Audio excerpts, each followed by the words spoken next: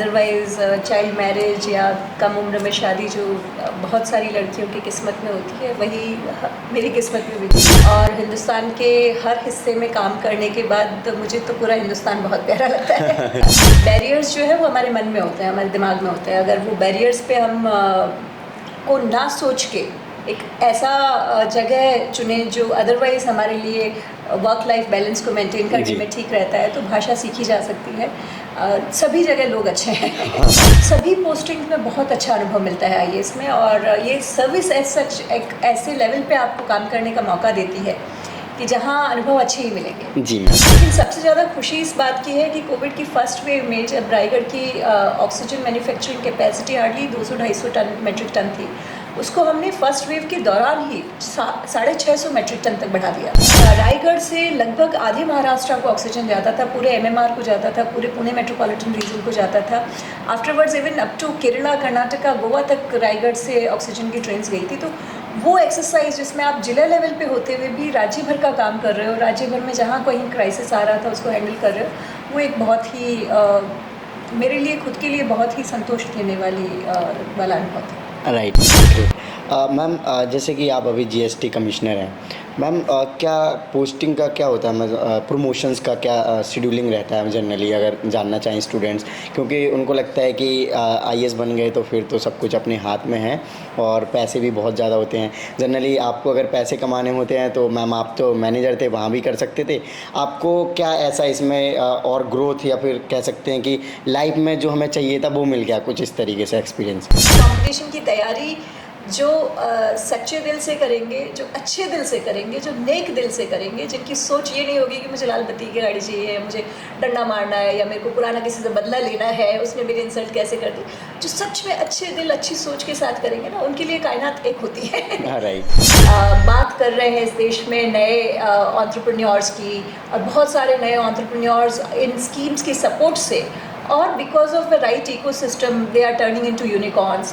And अगर हम मुंबई की बात करें तो ये नायका, जेप्टो, जोमेटो, ब्लिंकिट, ऐसे बहुत सारे स्टार्टअप्स हैं जो बहुत सक्सेसफुल हुए हैं, Ola and a lot of them. Hello everyone, welcome to student. Friends, अभी हमें मुंबई में और आज हम इंटरव्यू करने वाले हैं आईएएस निधि मैम के साथ, जो कि 2012 बैच के आईएएस ऑफिसर हैं। मैम अभी यहाँ पर स्टेट स्किल डेवलपमेंट के कमिश्नर हैं। तो आज हम मैम से जानेंगे कि उनका एक्सपीरियंस क्या रहा, क्योंकि मैम ने करीब 12 ईयर सर्विस करी है। तो मैम ने कलेक्टर की भी जॉब करी होगी और इसके अलावा और भी डिफरेंट पोस्ट पर, तो बहुत ही बड़ा एक्सपीरियंस है, वो आज हम शेयर करते हैं।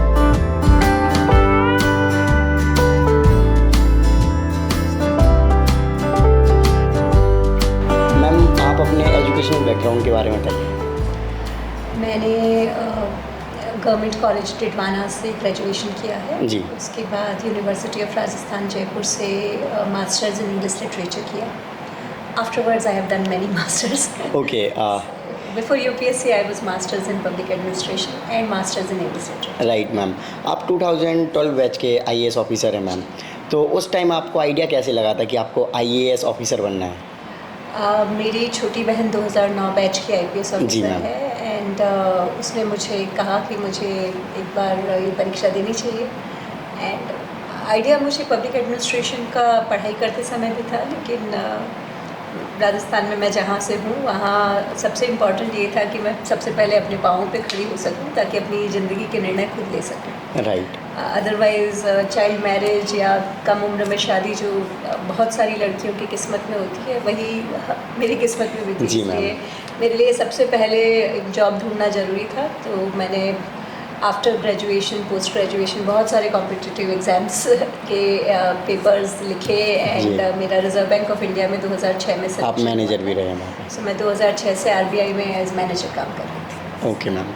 सो मैम आप राजस्थान के हैं, जैसे अभी आपने बताया, और आप महाराष्ट्र कैडर में सर्विस कर रहे हैं, तो यहाँ का एक्सपीरियंस कैसा रहा? और जनरली लोग सोचते हैं कि हमें होम कैडर मिल जाए, और जब नहीं मिलता है तो अदर स्टेट में जैसे लैंग्वेज एक काफ़ी बड़ा चेंज आ जाता है, यहाँ पे मराठी बोली जाती है, और भी बहुत सारी चीज़ें होती हैं कि हम उस वातावरण या फिर इन्वायरमेंट में रहे हैं, तो हमें वहीं साइड चाहिए।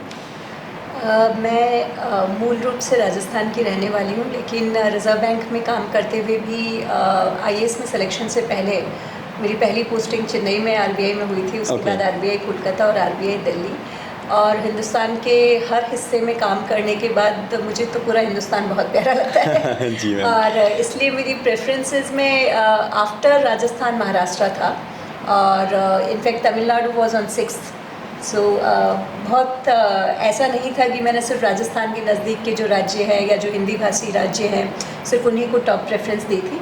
और यस, भाषा सीखना एक कठिन और जटिल प्रक्रिया होती है, लेकिन भारत के किसी भी हिस्से में काम करके उतना ही आनंद मिलता है जितना आपको अपने होम स्टेट में मिलता है। होम स्टेट के अपने चैलेंजेस हैं। राजस्थान ऑब्वियसली मेरी फर्स्ट प्रेफरेंस था, रहेगा ज़िंदगी भर। जी मैम। लेकिन महाराष्ट्र सेकंड प्रेफरेंस था। मेरे husband reserve bank of India में जॉब करते हैं और आरबीआई मुंबई में काफ़ी साल हेडक्वार्टर होने के कारण वो कंटिन्यूअसली रह सकते हैं, इसलिए ये महाराष्ट्र सेकंड चॉइस था और मुझे खुशी है कि मुझे सेकंड चॉइस मिली। और आज एज अ कर्मभूमि महाराष्ट्र में काम करते हुए पिछले 11 साल से 12 साल से जो मेरा अनुभव है वो बहुत ही अच्छा है। और मैं ये सभी अभ्यर्थियों को कहना चाहूँगी कि बैरियर्स जो है वो हमारे मन में होते हैं, हमारे दिमाग में होते हैं। अगर वो बैरियर्स पे हम को ना सोच के एक ऐसा जगह चुने जो अदरवाइज़ हमारे लिए वर्क लाइफ बैलेंस को मेंटेन करने में ठीक रहता है, तो भाषा सीखी जा सकती है। सभी जगह लोग अच्छे हैं। हाँ मैम। कि डिफरेंट कोचिंग इंस्टीट्यूट्स के यहाँ पर टेस्ट सीरीज रखे हैं। जो स्टूडेंट्स 2024 के लिए यूपीएससी की तैयारी कर रहे हैं, प्रीलिम्स के लिए, उन सभी के लिए टेस्ट सीरीज की इंपॉर्टेंस काफी हो जाती है और स्टूडेंट डिफरेंट कोचिंग इंस्टीट्यूट के टेस्ट सीरीज मंगाते हैं। फ्रेंड्स, ये जो टेस्ट सीरीज है ये आपको स्टूडेंट्स बुक शॉप के द्वारा आप घर बैठे मंगवा सकते हैं। जैसे कि आप देख पा रहे होंगे अलग अलग कोचिंग इंस्टीट्यूट के, आपको जिस कोचिंग इंस्टीट्यूट के चाहिए आप ये जो नंबर देख सकते हैं इस पर कॉल करके घर बैठे मंगवा सकते हैं। और ये 35-40 रुपए का एक टेस्ट पड़ता है, साथ में डिलीवरी चार्जेस अलग से आते हैं। तो आप उनसे जितने भी टेस्ट मंगाने, जैसे विजन के 20 टेस्ट आ गए हैं, सब्जेक्ट वाइज है, इसमें लास्ट में एक रिवीजन का टेस्ट है, तो इस तरीके से जितने भी कोचिंग के टेस्ट होंगे आपको सारे मिल जाएंगे। सो मैं अभी आपको 1 बाय 1 करके दिखा देता हूं। और अगर आप स्टूडेंट बुक शॉप से मंगाते हो जो कि दिल्ली से हैं, कोई भी टेंशन लेने की जरूरत नहीं है, क्वालिटी की और प्रिंटिंग की और साथ ही साथ आपके घर तक पहुंचाने की भी। मैम जैसे कि आप आरबीआई में एज अ मैनेजर सर्विस कर रहे थे, तो उसी सर्विस करते हुए आपने यूपीएससी को क्लियर किया था, और किया था तो कौन सा अटेम्प्ट था मैम, कैसे हुआ था? मैं रिजर्व बैंक ऑफ इंडिया में 2006 से 11 तक लगभग 5.5 साल मैंने आरबीआई में काम किया है। और आरबीआई में जॉब करते हुए जब मेरा फर्स्ट बेबी हुआ उसके बाद मैंने यूपीएससी लिखा था, और फर्स्ट अटैम्प्ट में मेरा Indian audit and account service में सिलेक्शन हुआ। Okay, great. और सेकंड अटैम्प्ट में मेरा इंडियन एडमिनिस्ट्रेटिव सर्विस में ये तो काफ़ी सही है। ओके मैम, सो आपने एज अ कलेक्टर भी सर्विस दी होगी, तो कोई ऐसा एक्सपीरियंस जो कि आप शेयर करना चाहें, क्योंकि डिस्ट्रिक्ट कलेक्टर के बारे में ज़्यादातर स्टूडेंट्स मोटिवेट रहते हैं, और मैंने भी बहुत सारे ऑफिसर्स के साथ इंटरव्यू किए, तो वो कहते हैं सबसे ज़्यादा पोस्ट जो हमने एंजॉय करा है या फिर जिसमें हमें सबसे ज़्यादा काम करने का जो मौका मिलता है वो कहीं ना कहीं एज अ कलेक्टर ही रहता है। ज़्यादातर आईएएस ऑफिसर्स से जब आप बात करेंगे तो वो बातों बातों में भी कहते रहते हैं जब मैं कलेक्टर था या जब मैं कमिश्नर था, जब मैं एसडीएम था। ये क्योंकि 200-250 साल का हमारा लेगेसी है as an institution, Indian civil service का जो लेगेसी रहा है, और उसमें कलेक्टर का इंस्टीट्यूशन पीएम, सीएम और डीएम, ये इस तरह की एक हिरार्की के तहत होने के कारण निश्चित तौर पे जिला स्तर पे काम करने में जो अनुभव मिलता है वो बहुत ही एनरिचिंग अनुभव होता है जी।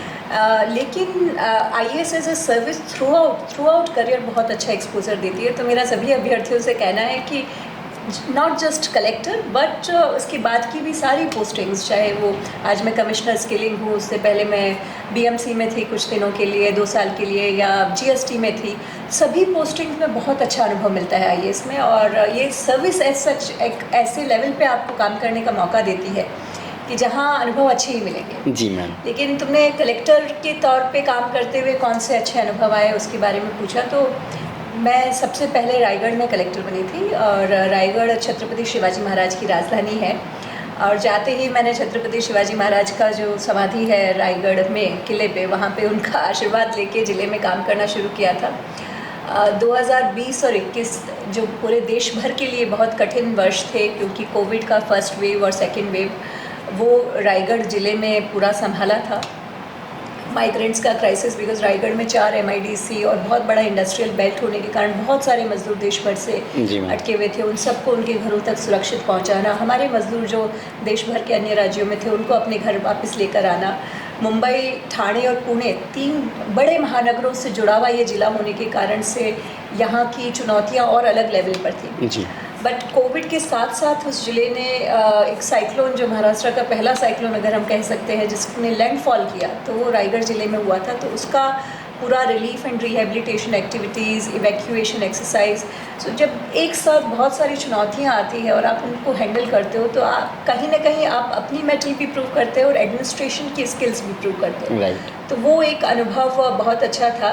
लेकिन सबसे ज़्यादा खुशी इस बात की है कि कोविड की फर्स्ट वेव में जब रायगढ़ की oxygen manufacturing capacity hardly 200-250 ton metric ton थी, उसको हमने फर्स्ट वेव के दौरान ही 650 मेट्रिक टन तक बढ़ा दिया था। और यही जो एनहांस्ड कैपेसिटी थी, बिकॉज JSW के ऑक्सीजन प्लांट को अप्रूवल्स दी गई, उनकी कैपेसिटी, उनका जो रिजर्व स्टॉक था उसको भी यूज़ में लिया गया। हमारे 2 और लिंटे और आइनॉक्स करके प्लांट्स थे, उनकी कैपेसिटी इन्हांस की गई, उनके छोटे छोटे इश्यूज रिजॉल्व किए गए। यही इन्हांस्ड ऑक्सीजन जो है हमारे सेकेंड वेव में बहुत काम आई। और रायगढ़ से लगभग आधे महाराष्ट्र को ऑक्सीजन जाता था, पूरे MMR को जाता था, पूरे पुणे मेट्रोपॉलिटन रीजन को जाता था। Afterwards even up to Kerala, Karnataka, Goa तक रायगढ़ से ऑक्सीजन की ट्रेन्स गई थी। तो वो एक्सरसाइज जिसमें आप जिला लेवल पे होते हुए भी राज्य भर का काम कर रहे हो, राज्य भर में जहाँ कहीं क्राइसिस आ रहा था उसको हैंडल कर रहे हो, वो एक बहुत ही मेरे लिए, खुद के लिए बहुत ही संतोष देने वाला अनुभव था। Right ma'am, great. मैम जैसे कि आप अभी GST कमिश्नर हैं, मैम क्या पोस्टिंग का क्या होता है, प्रमोशंस का क्या शेड्यूलिंग रहता है जनरली, अगर जानना चाहें स्टूडेंट्स, क्योंकि उनको लगता है कि IAS बन गए तो फिर तो सब कुछ अपने हाथ में है और पैसे भी बहुत ज़्यादा होते हैं। जनरली आपको अगर पैसे कमाने होते हैं तो मैम आप तो मैनेजर थे, वहाँ भी कर सकते थे, आपको क्या ऐसा इसमें और ग्रोथ या फिर कह सकते हैं कि लाइफ में जो हमें चाहिए था वो मिल गया, कुछ इस तरीके से एक्सपीरियंस? पहला तुम्हारा सवाल है कि कमिश्नर, हाँ। मैं अभी commissioner skill development, innovation, entrepreneurship and employment for government of Maharashtra काम कर रही हूँ। इससे पहले जॉइंट कमिश्नर GST के तौर पे काम कर रही थी। अब इसे प्रमोशन कहा जाएगा क्या, वो मैं नहीं कहना चाहती हूँ, क्योंकि मेरे हिसाब से जब हम ज्वाइन करते हैं तो हम as assistant collector probationary officers join करते हैं, 1 साल का प्रोबेशन रहता है। उसके बाद एज असिस्टेंट कलेक्टर SDM करके मैंने पेड़ रायगढ़ में काम किया। उसके बाद CEO जिला परिषद करके पालघर में काम किया। उसके बाद मैं मुंबई म्यूनिसिपल कॉरपोरेशन में 2 साल के लिए जॉइंट कमिश्नर थी। फिर मैं वाटर सप्लाई डिपार्टमेंट में डेप्यूटी सेक्रेटरी रही। बीच में GAD में डेप्यूटी सेक्रेटरी के तौर पर कुछ दिन काम करने का अनुभव मिला। फिर मैं रायगढ़ में कलेक्टर रही, मुंबई सबअर्बन में कलेक्टर रही, फिर मैं GST में जॉइंट कमिश्नर रही। IAS एज अ सर्विस आपको बहुत सारा अनुभव देती है, बहुत सारा एक्सपोजर देती है, शासन की विविध योजनाओं को इम्प्लीमेंट करने का, विविध सेक्टर्स को इम्प्लीमेंट करने का। प्रमोशन के अलग अलग लेवल है, selection grade, super time scale, ये सब बने हुए हैं। वो आप जैसे गवर्नमेंट ऑफ इंडिया के मामले में हम लोग joint secretary empanelment, director empanelment, director के लेवल पे काम करते हैं, जॉइंट सेक्रेटरी के लेवल पे, एडिशनल सेक्रेटरी के लेवल पे काम करते हैं, सेक्रेटरी के लेवल पे काम करते हैं। But more than promotions, more than money, more than status, more than Prestige, more than power, what the service offers is a very enriching experience, a very enriching experience as an individual, as a professional.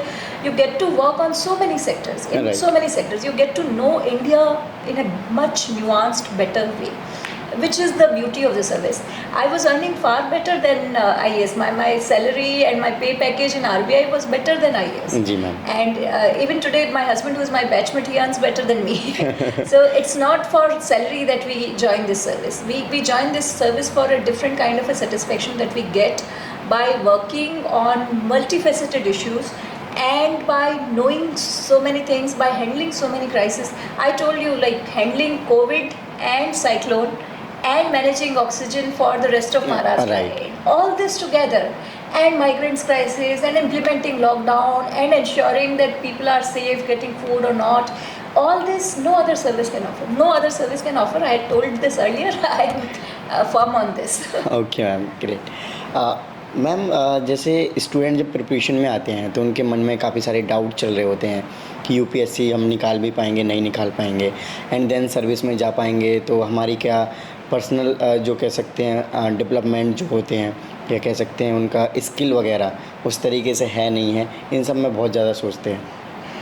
मेरे हिसाब से इस service से ज़्यादा skilled आपको कोई और service नहीं कर सकती है। बिकॉज मैंने यहाँ आने के बाद मराठी सीखी, मैंने यहाँ आने के बाद डिज़ास्टर हैंडलिंग सीखा, प्रोबेशन में अंबरनाथ में डिमोलिशंस किए, मुंबई म्यूनसिपल कॉरपोरेशन में किए, रायगढ़ में किए, इलेक्शंस करवाए, सेंसस हैंडल किया। ये सब स्किल्स नहीं है तो क्या है। Right. सबसे इम्पोर्टेंट आपको एक्चुअली बहुत कम उम्र में लीडरशिप पोजीशंस पे काम करने का मौका मिलता है। आपके अंडर बहुत बड़ी टीम काम कर रही होती है, पूरे ज़िले को आप नेतृत्व देते हो, पूरे सब डिवीज़न को नेतृत्व देते हो, किसी शहर को देते हो म्यूनसिपल कमिश्नर के नाते। सो स्किल सेट तो इससे ज़्यादा कोई तैयार नहीं कर राइट पाएगा आपको। मैम जैसे बहुत ज़्यादा वर्क होता है, जैसे अभी भी आपको कहीं मीटिंग में जाना है, तो मैम जैसे आप पेंटिंग करते हैं, आपने पोइट्रीज़ वगैरह भी बहुत सारी कर रखी हैं, तो मैम ये टाइम कैसे निकाल पाते हैं? और जर्नली जो इस कह सकते हैं हॉबीज़ होती हैं, इनके लिए टाइम निकाला जा सकता है? अदर जैसे किसी की और भी हॉबीज़ हो सकती हैं, जैसे आपका पोइट्री और पेंटिंग है, कोई प्लेइंग में बहुत ज़्यादा इंटरेस्ट रखता हो, और या फिर किसी की हॉबीज़ ऐसी भी हो सकती हैं कि उसमें ज़्यादा टाइम देना पड़ता हो, तो ऐसा पॉसिबल है मैम? इनफैक्ट अगर आप अच्छा पूरी ज़िंदगी में किसी भी सर्विस में, किसी सेक्टर में काम करना चाहते हो और एक बैलेंस्ड और अच्छी लाइफ जीना चाहते हो और अच्छा काम देना चाहते हैं उस सेक्टर को, उस सर्विस को, तो ये तब तक पॉसिबल नहीं है जब तक आप खुश होकर काम ना करें, जब तक आप actually as an individual satisfied होकर काम ना करें। तो हॉबीज़ लाइक मुझे लिखने का शौक़ है, पढ़ने का शौक़ है, इनके लिए टाइम निकालना ये व्यक्ति की खुद की टाइम मैनेजमेंट स्किल्स का होता है। कई बार आप, जब मैं डिज़ास्टर हैंडल कर रही थी उस दिन में मैं कविता लिखना चाहूँगी तो शायद मैं एक अच्छी ऑफिसर नहीं। जब मैं साइक्लोन्स और कोविड हैंडल कर रही थी तब भी मेरे को पेंटिंग करने का मन है तो मैं शायद अच्छी ऑफिसर नहीं। बट जब रिलैक्स्ड नॉर्मल सी है, नॉर्मल टाइम है, आप अपना ऑफिस का काम करके आ रहे हो और उसके बाद का टाइम है, उस टाइम को आप इफेक्टिवली मैनेज कर सकते हो क्या? तो मैं लिखना या पेंटिंग जो दोनों करती हूँ, बिकॉज मेरे दोनों बच्चों को शौक़ है पेंटिंग करने का, तो मेरे लिए वो बच्चों को टाइम नहीं निकालना चाहिए, मुझे निकालना चाहिए as a mother, as a woman I should take time out for them. So मैं क्वालिटी टाइम इन्वेस्ट करना पसंद करती हूँ और अपना टाइम मैनेजमेंट करना अच्छे से समझती हूँ। मेरे हिसाब से चाहे इस देश की प्रधानमंत्री हो, राष्ट्रपति हो, या बड़े से बड़ा व्यक्ति हो या छोटे से छोटे इंसान हो, हर इंसान के पास 24 घंटे हैं। जी मैम। कुछ लोग उन 24 घंटों का बहुत अच्छा इस्तेमाल कर पाते हैं, कुछ नहीं कर पाते हैं। आपने कहा खेलने में, बहुत सारे Indian administrative service, IPS, IRS officers sports में अच्छा काम करते हैं, अच्छा अचीव भी करते हैं। कुछ लोग पैरालंपिक्स में भी अच्छे अवार्ड्स वगैरह लेकर आए। माउंटेनियरिंग, ट्रैकिंग एक्टिविटीज़ को सरकार एनकरेज करती है ताकि ऑफिसर्स फिट रहें एंड इस देश की अलग अलग जगहों पर जा भी सकें। वर्क लाइफ बैलेंस को मेंटेन करना सिविल सर्विसेज का एक मोटो के तौर पे, लेकिन ये है कि जब इमरजेंसी हो, जब देश को या राज्य को या ज़िले को आपकी पूरी तरह से ज़रूरत हो, हम 24/7/365 सेवा के लिए अवेलेबल हैं। वो हम सब रहते हैं। ओके मैम, जैसे मैम मूवीज़ वगैरह में दिखाया जाता है कि DM के पास या फिर कलेक्टर के पास काफ़ी पावर होते हैं। जैसे मैम वो मूवी थी जिसमें सत्तू रहते हैं, जब वो IAS बन जाते हैं, फिर वो जो उनके फियांसे रहते हैं, फिर जो भी थे, तो उनके ऊपर वो रेड करवा देते हैं। तो मैम ऐसे कोई पर्सनल लेवल पे भी बहुत ज़्यादा काम किया जा सकता है क्या? आई डोंट थिंक कि IAS ऑफिसर्स इतना, उस फिल्म में भी ऐसा ही दिखाया गया था। अंत में तो यही था कि देयर वाज नो रेड, मतलब ultimately will decide only on merit. And हमारी ट्रेनिंग भी जो लबासना में होती है उसके बाद भी ज़्यादातर, मतलब मैं ये 100% की गारंटी तो किसी का नहीं ले सकती, किसी भी सर्विस में किसी का नहीं लिया जा सकता है, लेकिन हम में से ज़्यादातर लोग कानून, संविधान और नियमों की जो चौखट होती है उसके अंदर काम करना पसंद करते हैं और अपने पर्सनल ग्रीवांसेस को हैंडल करने के लिए यहाँ कोई नहीं आता है। मतलब मैं यहाँ बैठी हूँ, किसी ने मेरे साथ कोई बदतमीजी की, इसके कारण से मैं उसके खिलाफ काम करूँगी। अगर ये करती रहूँगी तो कभी काम नहीं कर पाऊँगी। और ज़्यादातर लोग इन चीज़ों से ऊपर उठ चुके होते हैं, सिविल सर्विसेज की तैयारी के दौरान उठ चुके होते हैं, उसके बाद के अनुभवों के कारण उठ चुके होते हैं। यहाँ पर्सनल चीज़ों के लिए काम कुछ लोग होंगे, बट आई एम श्योर 100% नहीं, लेकिन ज़्यादातर मेजॉरिटी, मतलब 60-70% of us when we come here, our intention is to just do our best for the department, do our best for the clientele that we are attending to, the people who we are suppose to deliver our services.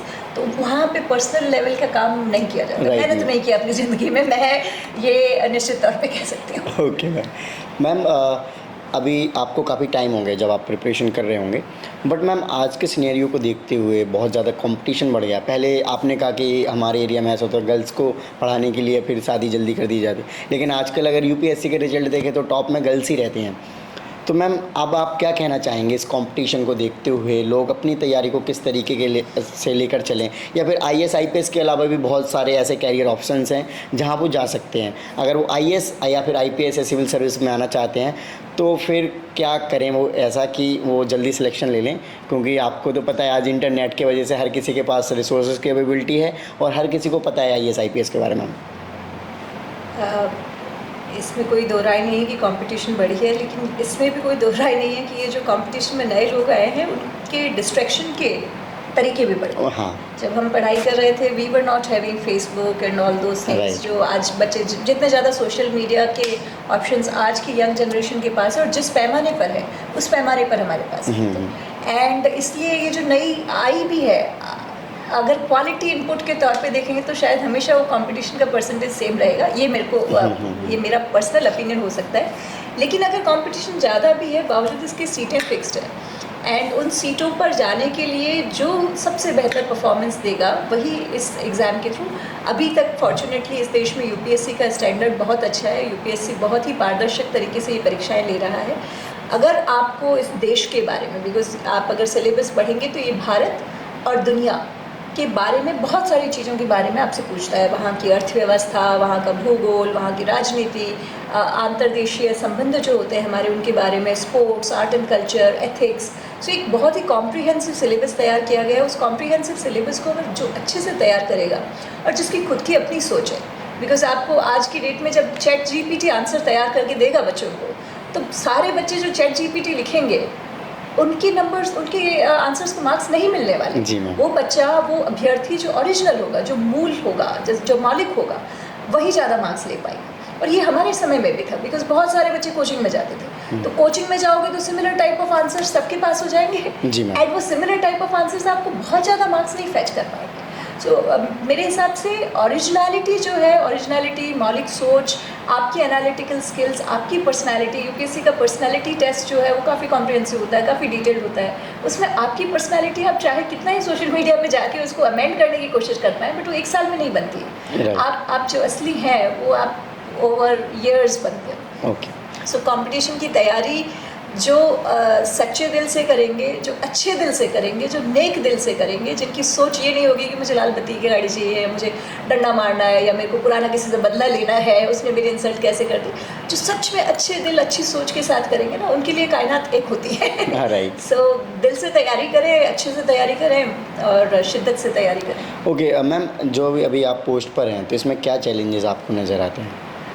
फ़िलहाल मैं महाराष्ट्र का skill development sector देख रही हूँ और इसमें skilling as such a new sector, because 2009-10 से ये शुरू हुआ है। गवर्नमेंट ऑफ इंडिया में मिनिस्ट्री 2014-15 में बनी है और महाराष्ट्र में भी ये 2011 से हमने यहाँ एक बनाया कमिश्नर स्किल डेवलपमेंट करके, और एक बहुत ही नया सेक्टर होने के कारण इसकी अपनी चुनौतियाँ हैं। इसमें सारी ITIs हैं, लेकिन ITIs पिछले 70-75 सालों से जब देश में काम कर रही है, बट उनका इंडस्ट्रियल लिंकेज नहीं हुआ है। जो स्मॉल स्केल ट्रेनिंग हम दे रहे हैं, स्मॉल टाइम ट्रेनिंग दे रहे हैं, उसमें भी प्लेसमेंट उतना इफेक्टिव नहीं है जितना इफेक्टिव हम करना चाह रहे हैं। लेकिन बहुत प्रोग्रेस हुई, मतलब अगर हम ये देखें कि पहले हम कहाँ थे और आज हम स्किलिंग सेक्टर में कहाँ हैं। आज स्किल इंडिया, स्टार्टअप इंडिया, इनकी बात हो रही है। हम बात कर रहे हैं इस देश में नए एंटरप्रेन्योर्स की, और बहुत सारे नए एंटरप्रेन्योर्स इन स्कीम्स की सपोर्ट से, और because of the right ecosystem they are turning into unicorns. And अगर हम मुंबई की बात करें तो ये नायका, जेप्टो, जोमेटो, ब्लिंकिट, ऐसे बहुत सारे स्टार्टअप्स हैं जो बहुत सक्सेसफुल हुए हैं, ओला and a lot of them. Right. So we are hopeful that this sector has lots of challenges, because as a bureaucracy also, because we are a traditional institution and entrepreneurship, startup is a very new idea and a very new कहते हैं infancy stage में जो idea है वो एक traditional institution के साथ मिलके काम कर रहा है और इकोसिस्टम को बदलने की कोशिश कर रहा है। तो सबसे बड़ा चैलेंज तो एक दूसरे को समझ के एक दूसरे को आगे ले जाने का है। राइट मैम, देखा जाता है कि मुंबई सबसे फास्ट शहर है और इधर देखा जाए तो विविध प्रकार की डाइवर्सिटी देखी जा सकती है। तो मैम ऐसे में आपको कैसा लगता है, particularly as a officer post, आप इतने पूरे महाराष्ट्र के आप स्किल डेवलप पे काम कर रहे हैं? मुंबई भारत में, in fact Maharashtra for that matter, अगर देखा जाए तो स्किलिंग और एंटरप्रेन्योरशिप और स्टार्टअप का कैपिटल भी, अगर देश का भी कहें तो गलत नहीं होगा, बिकॉज देश के सारे स्टार्टअप्स में से 18% स्टार्टअप महाराष्ट्र में रजिस्टर्ड है, ज़्यादातर मुंबई और पुणे में रजिस्टर्ड है। और इनमें से जो यूनिकॉर्न हुए हैं, जो एक्चुअली $1 बिलियन तक अचीव कर पाते हैं, वो यूनिकॉर्न कहे जाते हैं, और उनमें 23% स्टार्टअप यहीं से है। So Mumbai में, yes, it has its own diversity, it has its own fast pace, but that is probably the right kind of system, right kind of ecology that is needed for the growth of startups. So complexities ज़रूर है, मुंबई के administration में complexities है, जिनको address करने के लिए हमारा डिपार्टमेंट लगातार काम कर रहा है। We provide support to startups for patents, for getting the testing, quality testings done, for getting even the international patents. We provide them support. We organize a lot of events for these newly budding entrepreneurs to get support from government. We are the only we are the first state which started startup week, जिसमें हम जो best startups होते थे उनको government से contract दिलवाते थे, government से work order दिलवाते थे, and so that they understand, and the innovations that are happening, they also are towards the public service related, ताकि गवर्नमेंट के डिपार्टमेंट से जो पब्लिक सर्विस डिलीवर हो रही है वो बेहतर हो सके। So we are trying our best that Mumbai की कॉम्प्लेक्सिटीज़ के बीच में एंटरप्रेन्योर्स को, स्टार्टअप्स को, स्किलिंग का जो इंफ्रास्ट्रक्चर है, इकोसिस्टम जो है, उसको और ज़्यादा बेहतर बनाया जा सके। लास्ट मैम एक और क्वेश्चन। मैम जैसे महाराष्ट्र में पॉलिटिकल भी काफ़ी एक्टिव है महाराष्ट्र, क्योंकि 2-3 बड़ी बड़ी मेजर पार्टियां हैं जो कि यहाँ पे रूल करती रहती हैं, तो मैम पॉलिटिकल प्रेशर कैसा रहता है मैम? जैसे ऑफिसर्स और राजनेता साथ में मिलकर ही काम करते हैं ma'am. Maharashtra one of the best administratively run state है, और पॉलिटिकली एक्टिव होने का अर्थ है कि यहाँ की डेमोक्रेसी वाइब्रेंट है। यहाँ की डेमोक्रेसी, यहाँ का लोकतंत्र बहुत वाइब्रेंट है। जनता के मुद्दे, पब्लिक के इश्यूज़ को यहाँ के लोक प्रतिनिधि बार बार उठाते हैं, विविध स्तरों पर उठाते हैं, जो एक बहुत अच्छी बात है। इसी के कारण से महाराष्ट्र पिछले कई सालों से, अगर देश के पुरोगामी राज्यों की बात करें, जो प्रगतिशील राज्यों की बात करें, तो महाराष्ट्र और कुछ और राज्य जो इकोनॉमिकल पैरामीटर्स पे काफ़ी आगे पाए जाते हैं। तो ये निश्चित तौर पे इसीलिए है बिकॉज़ यहाँ की राजनीति में काफ़ी सक्रियता है, काफ़ी लोकतांत्रिक है यहाँ की राजनीति, और प्रशासन को एक जिम्मेदार प्रशासन बनाने में, एक रिस्पॉन्सिबल एडमिनिस्ट्रेशन बनाने में निश्चित तौर पे इस तरह का लोकतांत्रिक तरीके से एक्टिव पॉलिटिक्स जो होती है वो मदद करती है। कभी कभार यस, आपको फील ये हो सकता है कि अरे प्रेशर है, बट ये ज़रूरी नहीं है प्रेशर है, बिकॉज लोकतंत्र में अगर हम लोक प्रतिनिधियों की जगह पर खुद को देखें तो उन पर प्रेशर जो है वो बहुत ज़्यादा है। उनके सामने, तो मेरे सामने जब भी कोई एमएलए, एमपी, कॉरपोरेटर, सरपंच आता है तो मैं कभी उस एक व्यक्ति को नहीं देखती, मैं देखती हूँ उसके पीछे की पूरी कॉन्स्टिट्यूएंसी को, और उस कॉन्स्टिट्यूएंसी के सारे मतदाताओं को, जो बहुत सारी अपेक्षाओं के साथ अपने आमदार, अपने खासदार, अपने कॉरपोरेटर, अपने सरपंच को देखते हैं, और उनको ये दायित्व है, उनका ये कर्तव्य है कि वो मुद्दे उठाएं और वो एक फ़ोन लगाएं और कहें कि भाई मैडम ये काम हमारा अटका हुआ है, ये फाइल अटकी हुई है, इसको मंजूरी दी जाए। और जैसा मैंने पहले भी कहा कि हम करेंगे कायदे की चौखटी में, लेकिन उनका हक है वो हर मुद्दा हमारे सामने रखें। अगर ये चीज़ हम समझ जाएँ तो फिर तकलीफ नहीं होती है। Okay ma'am, great, thank you so much ma'am. Okay, so friends, आपने देखा कि हमने मैम के साथ उनका एक्सपीरियंस जाना। सो आई होप आपको ये वीडियो अच्छी लगी हुई। जय हिंद।